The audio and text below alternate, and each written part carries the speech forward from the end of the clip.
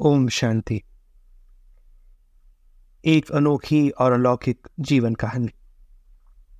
इस पुस्तक में जो जीवन कहानी दी हुई है उसमें एक अद्भुत मनुष्य का बहुत ही अनोखा, महत्वपूर्ण और दिलचस्प जीवन वृत्त है। साथ ही साथ उसी मनुष्य के तन में परमपिता परमात्मा के अवतरण अथवा प्रवेश की प्रैक्टिकल और अद्भुत कहानी भी इसमें है। इस विचित्र मानवीय जीवन कहानी में ईश्वरीय चरित्रों का भी आंखों देखा हाल लिखा है। हमारे इस कथन पर बहुत से लोगों को आश्चर्य होगा और शायद कुछ एक को इस पर विश्वास नहीं होगा, क्योंकि आज बहुत से लोग परमात्मा के अवतरण में ही आस्था नहीं रखते। परंतु मेरा नम्र निवेदन है कि इस जीवन वृत्त को पढ़ने के बाद ही वे निर्णय करें। जिस असाधारण मनुष्य की विचित्र जीवन कहानी का यहाँ उल्लेख है उन्हें लोग स्नेह से दादा कहते थे, परंतु परमपिता परमात्मा के उनके तन में प्रविष्ट होने के बाद उनको कर्तव्यवाचक नाम दिया प्रजापिता ब्रह्मा। हम उन्हें ब्रह्मा बाबा अथवा बाबा इस मधुर शब्द से याद करते हैं। परमात्मा त्रिकालदर्शी है और सर्वज्ञ है, अतः उन्होंने करोड़ों मनुष्यों में से उस मनुष्य को चुनकर उनके तन में प्रवेश किया, तो अवश्य ही इसके कई कारण रहे होंगे।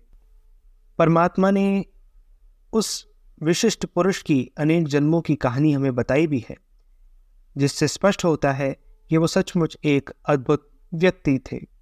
परंतु 84 जन्मों की इस कहानी को छोड़कर यदि हम दादा अथवा ब्रह्मा बाबा के वर्तमान जीवन पर भी ध्यान दें तो इस लौकिक बुद्धि को और इन चर्म चक्षुओं को उनमें ऐसी योग्यताएं अथवा विशेषताएं दिखाई देती थी जिनके कारण परमात्मा ने उनके तन में प्रवेश किया। दादा के शरीर की बनावट को और स्वभाव को देखने से ही ऐसा मालूम होता जैसे कि साधारण मनुष्य तन में श्री नारायण स्वयं साकार हुए हैं। संसार में ऐसे तो कई लोग होंगे जिनके सर्व अंग सुंदर हो और स्वस्थ भी हो, परंतु उनकी सुंदरता का दूसरों पर दिव्य प्रभाव पड़े ऐसे कोई बिरला ही नर हो सकता है। सूरत और सीरत दोनों का सुंदर होना ये किसी दैव तुल्य मानव के ही भाग्य में होता है। दादा को दोनों प्रकार का सौंदर्य प्राप्त था। उनके व्यक्तित्व के बारे में लोगों का ये अनुभव दादा को ईश्वरीय ज्ञान होने से पहले ही होता था। उनका व्यक्तित्व ऐसा चुंबकीय था कि जो कोई भी उनके संपर्क में आता वो स्नेह और आकर्षण अनुभव करता। उनका गौर वर्ण था और एक विशेष प्रकार का सुंदर चेहरा था। उनका कद ठीक ऊंचा था, शरीर संतुलित था, मुखमंडल दिव्य कांति से दैदीप्यमान था। उनके चेहरों में, उनके नेत्रों में विशेष तौर से ऐसा लगता था जैसे उनमें सारे संसार के लिए स्नेह और सौहार्द की भावना छलक रही हो। और उनकी भुजाएं वीरों की तरह दीर्घ थी। वे उनके साहस और सहनशीलता की प्रतीक थी। उनका व्यक्तित्व ऐसा था कि साधारण वेश में भी वे एक राजा मालूम होते थे। उनका व्यापारिक संबंध भी बहुत राजाओं से था। परमात्मा शिव के प्रवेश के बाद उनके ये संस्कार ईश्वरीय सेवा में भी बहुत काम आए।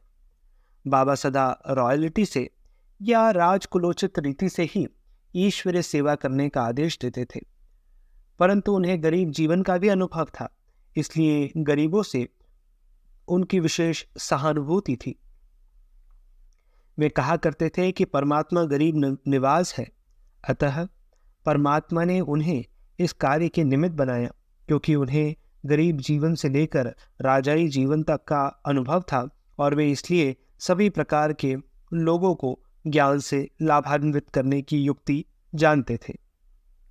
पुनश्च परमात्मा भी तो राजयोग सिखाकर राजाओं के राजा बनाने के लिए अवतरित होते हैं, अतः राजकुलोचित संस्कार वाला व्यक्ति ही उनका माध्यम हो सकता था।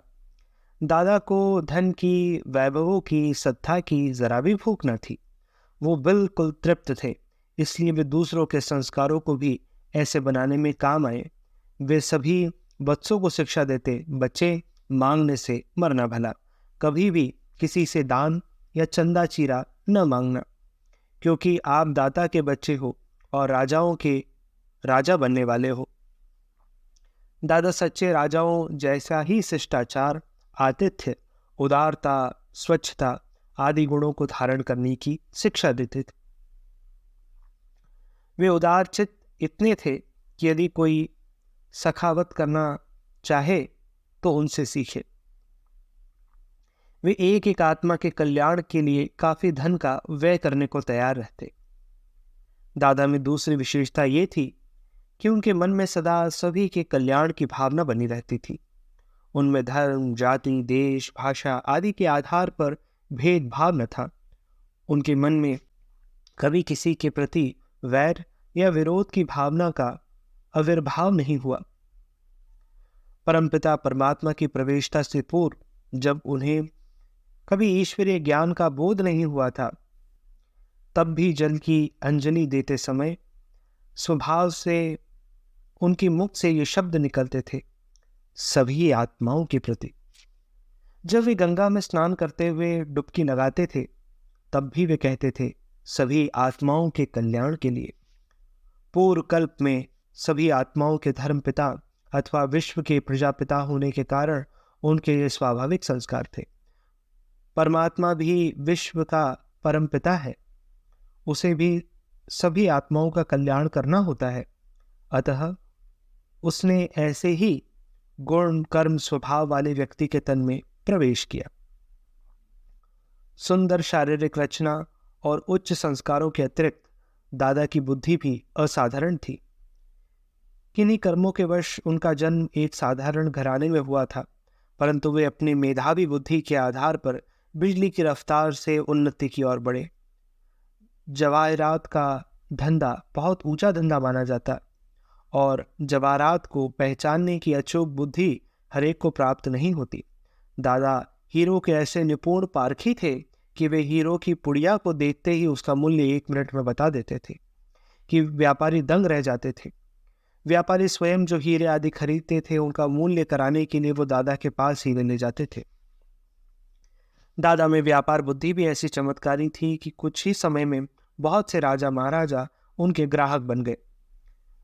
दादा ने एक साधारण घराने में जन्म लिया था, परंतु अपने पुरुषार्थ से उन्होंने कौड़ियों से व्यापार शुरू करके हीरे बना लिए थे। दादा कहा करते थे कि मैं बेगर से प्रिंस बना हूं। दादा की पारखी बुद्धि एवं असामान्य सूझ के कारण परमपिता परमात्मा शिव ने उनके तन में प्रवेश किया, क्योंकि वो इस सृष्टि पर नर नारी के जीवन को कौड़ी तुल्य से बदलकर हीरे तुल्य बनाने के लिए आते हैं। वह भी रंक को राव अथवा नर को विश्व महाराजा श्री नारायण बनाने के लिए अवतरित होते हैं। दादा में हीरो की जो परख थी, वो भी उन्हें ईश्वरीय सेवा के कार्य में बहुत सहायक हुई। दादा भक्त ऐसी ऊंच कोटि के थे कि उन्होंने कभी भी अपने नियमों को नहीं तोड़ा और कभी भी अपने मंतव्यों के विपरीत कोई कर्म नहीं किया। उनके जीवन में चाहे कैसी भी परिस्थिति आई, उन्होंने सदाचार, सौजन्य, सद्व्यवहार और भक्ति भाव को नहीं छोड़ा। आगे चलकर ज्ञान में भी ये काम आए। दादा लोक लाज या आलोचना के भय से कभी भी अपने नियम, मंतव्य या पुरुषार्थ को नहीं छोड़ते थे। चाहे कोई राजा हो, मुखी हो या उपद्रवी, दादा किसी अच्छे कार्य के लिए उनसे भी संकोच नहीं करते थे। वे अपनी धुन के पक्के थे। दादा के संस्कार ऐसे शुद्ध थे कि सभी उन पर विश्वास करते थे। उनकी ईमानदारी पर कभी किसी को संदेह नहीं आता था। जो लोग भी उनसे सौदा या लेन देन करते थे, उन्हें निश्चय होता था कि वे सच्चा सौदा करने जा रहे हैं। वो बहुत ही ईमानदार और मन के सच्चे थे।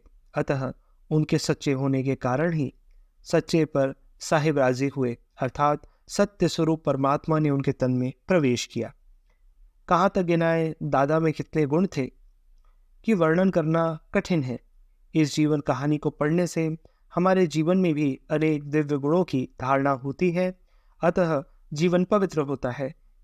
इसलिए इसका नाम जीवन को पलटाने वाली एक अद्भुत जीवन कहानी रखा गया है। ये अद्भुत कहानी हर 5000 वर्ष के पश्चात पुनरावृत्त होती है। ब्रह्मा कुमार जगदीश।